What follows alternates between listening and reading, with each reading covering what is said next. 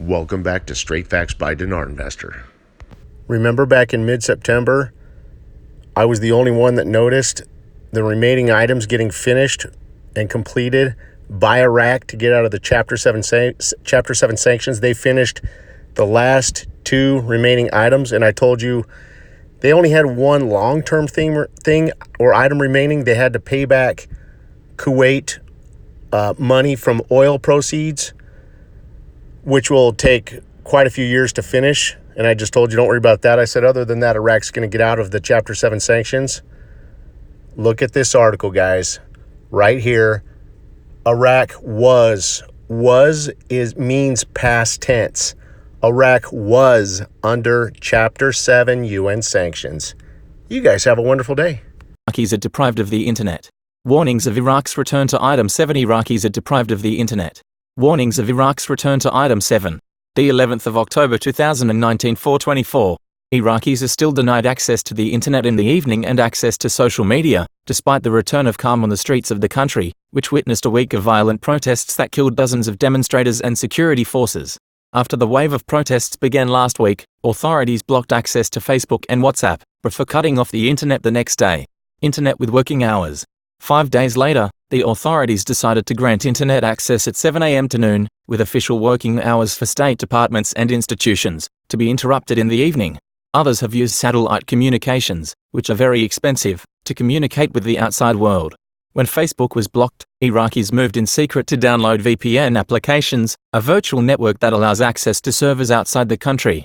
Nearly complete cuts imposed by the state in most areas severely limit media coverage and transparency about the ongoing crisis, the NetsBlock's cybersecurity organization said. Violation of human rights, and daily losses of millions of dollars since Tuesday. The internet has returned at certain times and is very slow in Baghdad in the south of the country. The Organization for Measuring the Quality of Communications accused the Iraqi government of violating human rights because of its interruption of the internet, while noting that the use of programs to break the embargo VPN will harm the service and reduce the quality. He also issued a platform for information and communications technology, a statement that countered the economic repercussions of the disconnection of the internet service in Iraq, noting that Iraq lost millions of dollars in aid due to the disconnection of the service, and urged the government to refrain from disconnecting it and find new technical solutions. Violation of 26 international conventions, and warning of the entry of the 7th article again. While specialists pointed to the existence of 26 international conventions prohibiting the disconnection of the internet service as a clear and flagrant violation of human rights, pointing out that Iraq is one of the signatories of the 195 countries of the world on those agreements.